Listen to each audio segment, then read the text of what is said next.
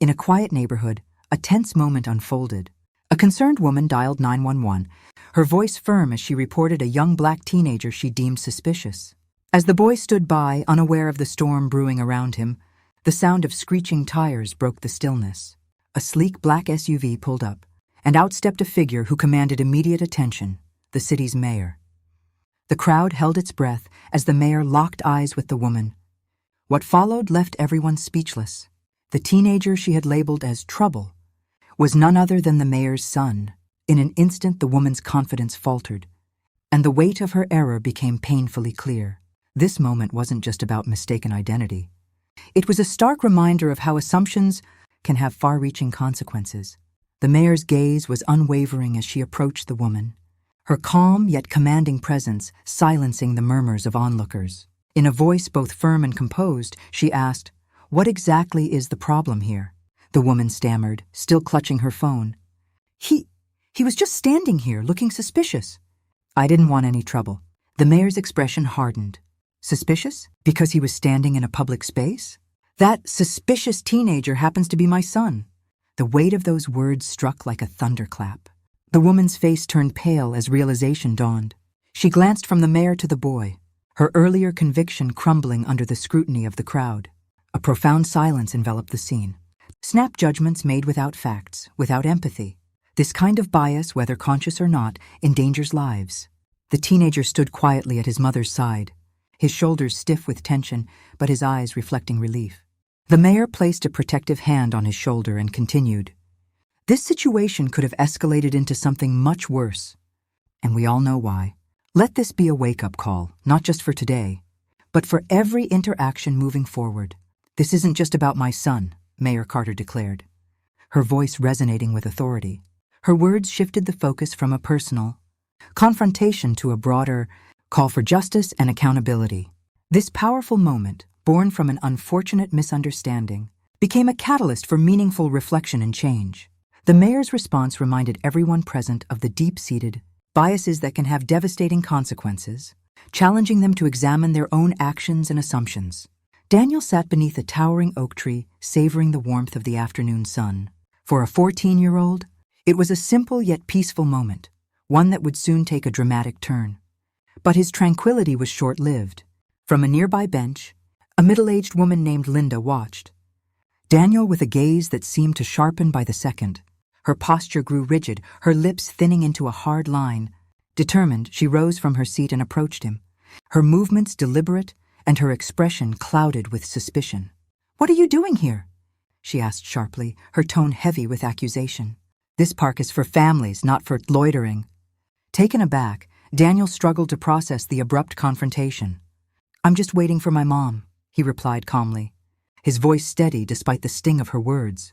"I'm not bothering anyone." But Linda wasn't convinced. Her eyes narrowed further as she clutched her phone tightly. "I've seen you hanging around here for too long," she said, her voice rising. "If you don't leave right now, I'll have no choice but to call the police." Daniel's heart sank. Despite his calm explanations, the situation was slipping beyond his control. Moments later, the unmistakable sound of police cruisers interrupted the stillness of the park.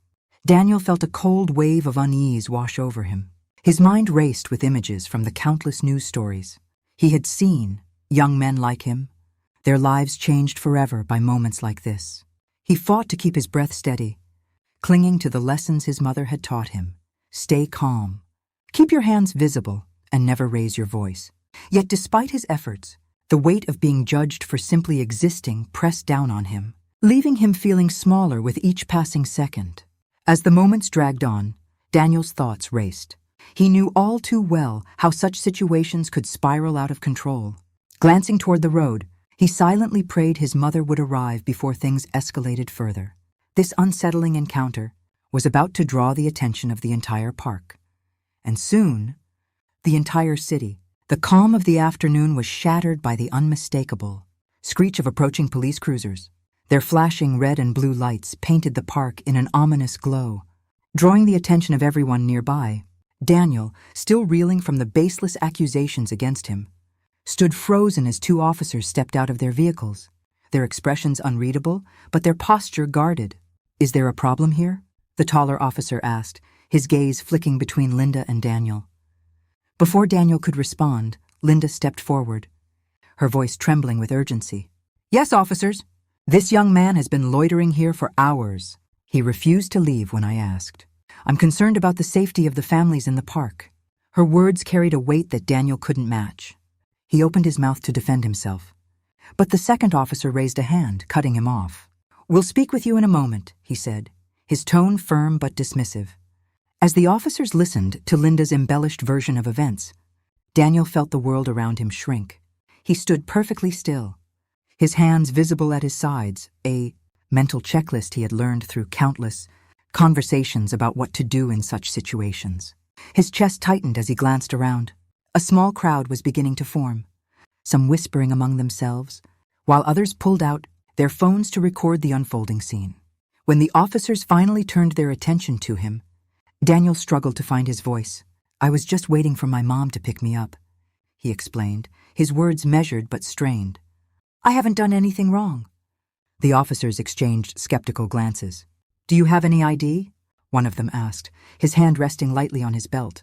"No, sir," Daniel replied carefully. "I'm only 14, I don't carry ID." The questioning continued, each inquiry laced with doubt, until the sound of an approaching vehicle drew everyone's attention. A sleek black SUV pulled up, heralding a new twist in the unfolding events. The atmosphere grew more charged with each passing second, the tension palpable. The situation seemed poised to escalate further, leaving Daniel acutely aware of how precarious his position had become. He clenched his fists at his sides, hoping against hope that someone would intervene.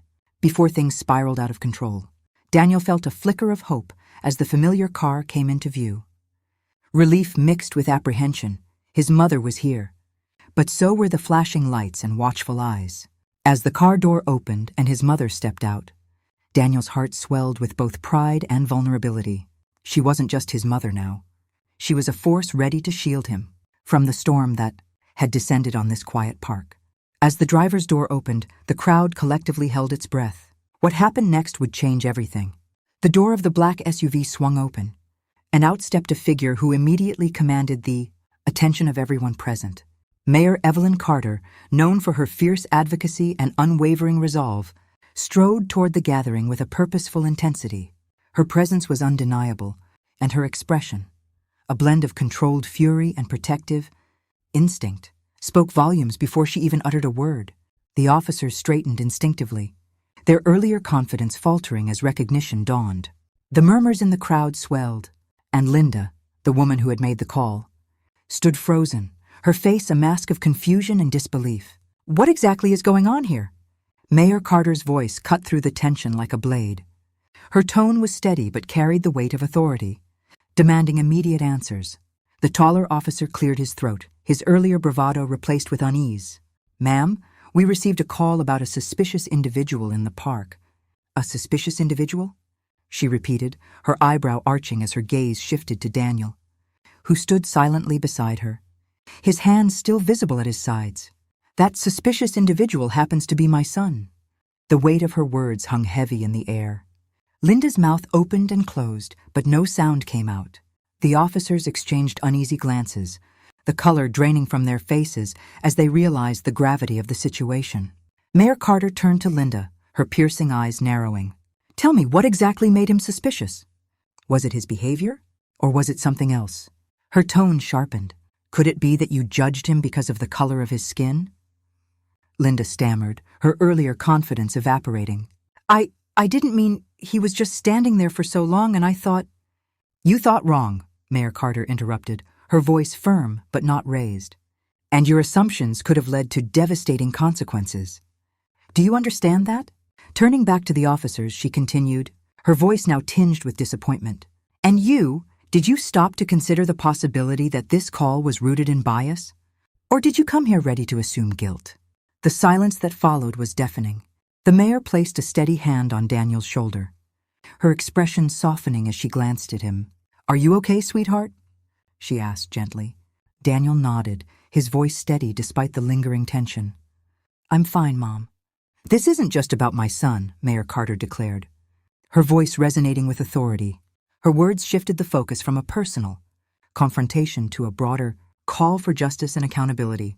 Her words resonated deeply, sparking quiet reflection among the onlookers. Even Linda seemed to shrink under the weight of the mayor's pointed message. As the officers stepped back, visibly chastened, Mayor Carter guided Daniel toward their SUV. Before leaving, she turned one last time to the crowd. Change starts here, today. Let this be a lesson to all of us. The SUV pulled away, leaving behind a park full of people with much to consider. For many, it was a moment that would linger, a call to examine their own actions and assumptions, and a reminder that justice requires vigilance from everyone. As the tension in the park began to settle, Mayor Evelyn Carter took the opportunity to address not only the officers and Linda, but also the growing crowd of onlookers. She knew this moment was bigger than her family. It was about a deeply rooted issue that touched every corner of society. Stepping forward, she spoke with conviction, her voice carrying across the park. What happened here today is not an isolated incident. It's a reflection of the biases that exist within our community, our institutions, and even within ourselves. And it has to stop. The crowd was silent, captivated by her commanding presence. Even Linda, who had been at the center of the confrontation, seemed struck by the weight of the mayor's words. Let me make something clear, Mayor Carter continued. Racial profiling isn't just a mistake, it's a dangerous act. It puts lives at risk and erodes the trust that holds our community together.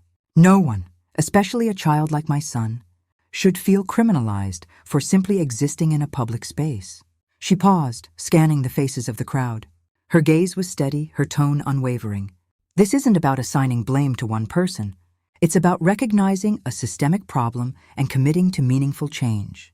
That's why, starting today, our city will implement comprehensive anti-bias training for all, public officials and employees. The announcement stirred a ripple of reactions through the crowd, some nodding in agreement, others whispering in skepticism. Mayor Carter acknowledged the unease but remained steadfast. This training is not a cure-all, but it's a critical first step. We must educate ourselves, challenge our assumptions, and create systems that reflect fairness and equity. Change doesn't come easy, but it starts with moments like this. The silence that followed was deafening. The mayor placed a steady hand on Daniel's shoulder, her expression softening as she glanced at him. "Are you okay, sweetheart?" she asked gently. Daniel nodded, his voice steady despite the lingering tension. "I'm fine, Mom." "This isn't just about my son," Mayor Carter declared, her voice resonating with authority. Her words shifted the focus from a personal confrontation to a broader call for justice and accountability. Her words resonated deeply, sparking quiet reflection among the onlookers. Even Linda seemed to shrink under the weight of the mayor's pointed message. As the officers stepped back, visibly chastened, Mayor Carter guided Daniel toward their SUV. Before leaving, she turned one last time to the crowd. Change starts here, today. Let this be a lesson to all of us. The SUV pulled away, leaving behind a park full of people with much to consider. For many, it was a moment that would linger, a call to examine their own actions and assumptions, and a reminder that justice requires vigilance from everyone. As the tension in the park began to settle, Mayor Evelyn Carter took the opportunity to address not only the officers and Linda, but also the growing crowd of onlookers. She knew this moment was bigger than her family. It was about a deeply rooted issue that touched every corner of society. Stepping forward, she spoke with conviction, her voice carrying across the park. What happened here today is not an isolated incident. It's a reflection of the biases that exist within our community, our institutions, and even within ourselves. And it has to stop. The crowd was silent, captivated by her commanding presence. Even Linda, who had been at the center of the confrontation, seemed struck by the weight of the mayor's words. Let me make something clear, Mayor Carter continued. Racial profiling isn't just a mistake, it's a dangerous act. It puts lives at risk and erodes the trust that holds our community together. No one, especially a child like my son, should feel criminalized for simply existing in a public space. She paused, scanning the faces of the crowd. Her gaze was steady, her tone unwavering. This isn't about assigning blame to one person. It's about recognizing a systemic problem and committing to meaningful change. That's why, starting today, our city will implement comprehensive anti-bias training for all, public officials and employees. The announcement stirred a ripple of reactions through the crowd, some nodding in agreement, others whispering in skepticism. Mayor Carter acknowledged the unease but remained steadfast. This training is not a cure-all, but it's a critical first step. We must educate ourselves, challenge our assumptions, and create systems that reflect fairness and equity. Change doesn't come easy, but it starts with moments like this. Her words struck a chord with many. One by one, members of the crowd began to applaud, their support building in waves. Even those who had initially hesitated found themselves drawn into the momentum of her message. Turning back to Daniel, the mayor placed a gentle hand on his shoulder.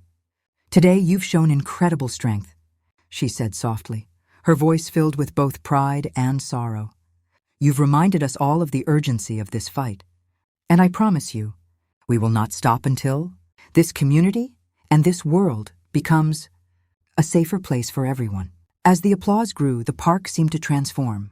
What had begun as a scene of tension and misunderstanding had become a rallying point for reflection and action.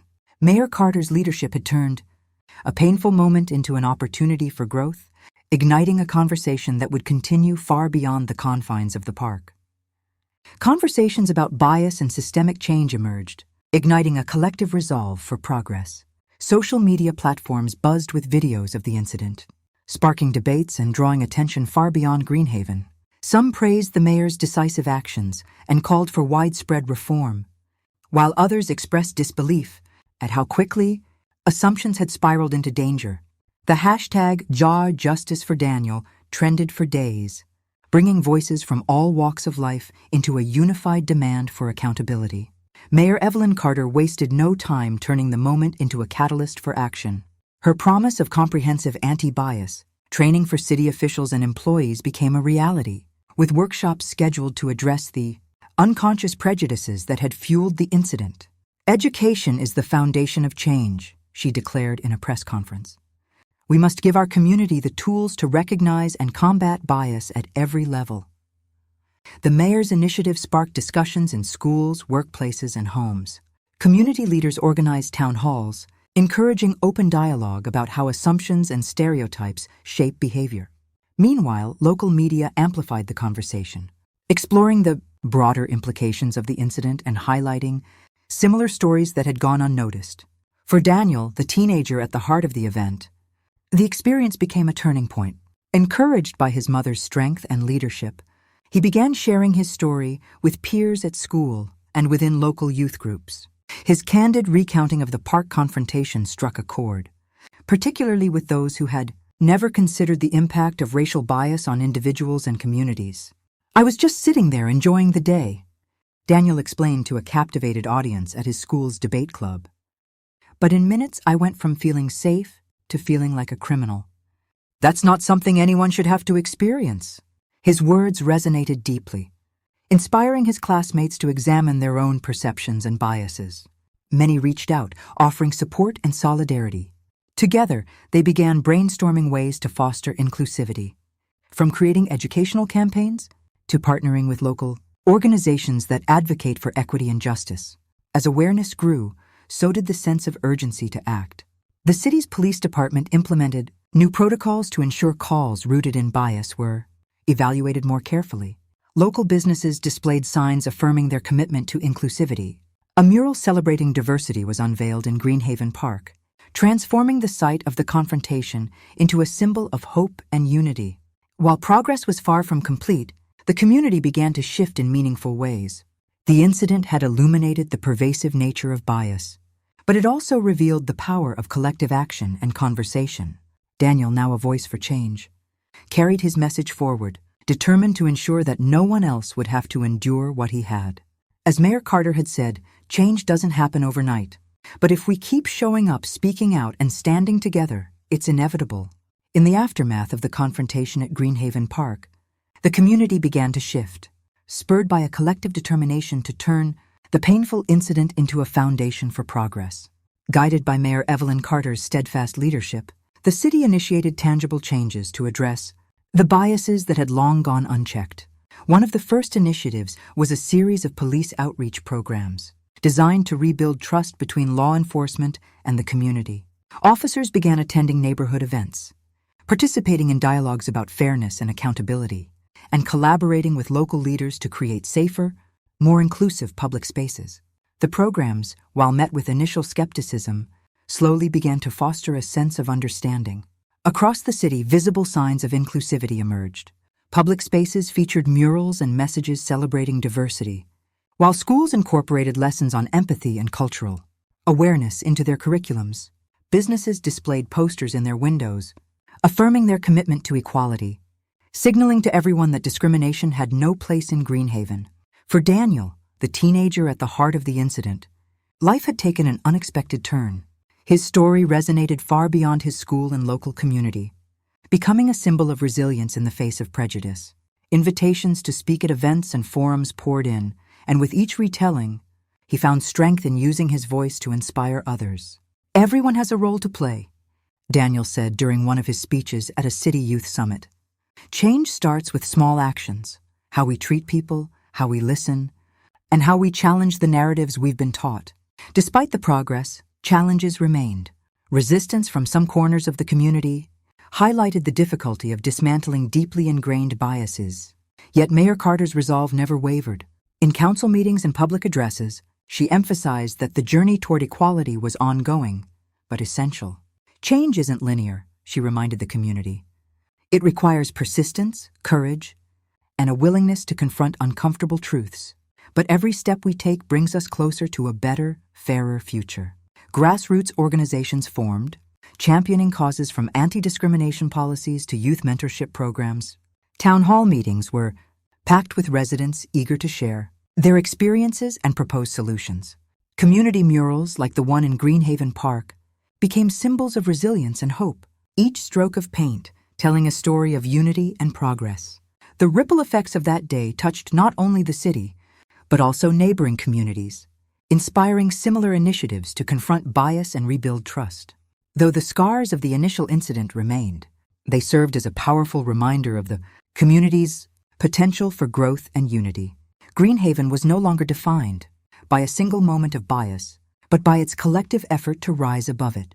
As the sun set over the park where it all began, the mural celebrating diversity stood as a testament to progress, a vivid reminder that from pain can come hope, and from hope, a better future for everyone.